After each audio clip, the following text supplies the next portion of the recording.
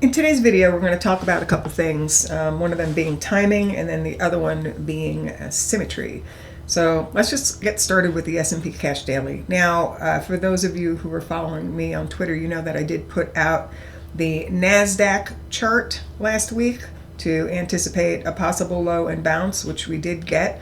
But I want to show you this example on the S&P cash and then the futures. Okay, it's pretty much going to be the same timing. Basically what we had was timing for a possible low that came due the 27th through March 1st. Okay, and you can see that histogram there that shows you that.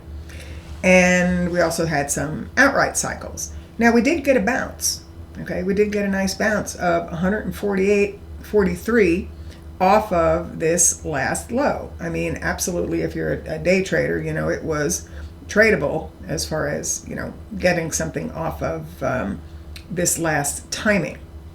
But what I want to show you next is, well, before I go into the symmetry example, and again, why we were going to watch for a possible failure after a bounce was basically off of where we're at with the moving averages.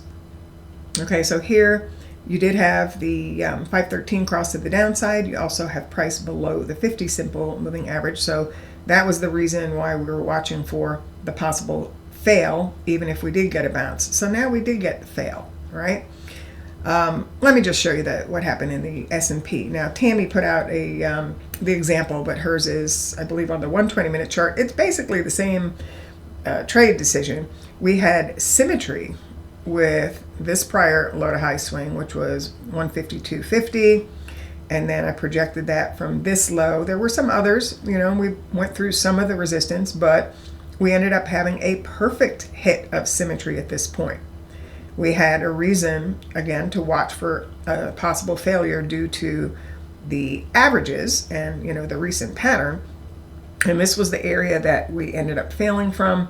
Perfect symmetry, 152.5, 152.5.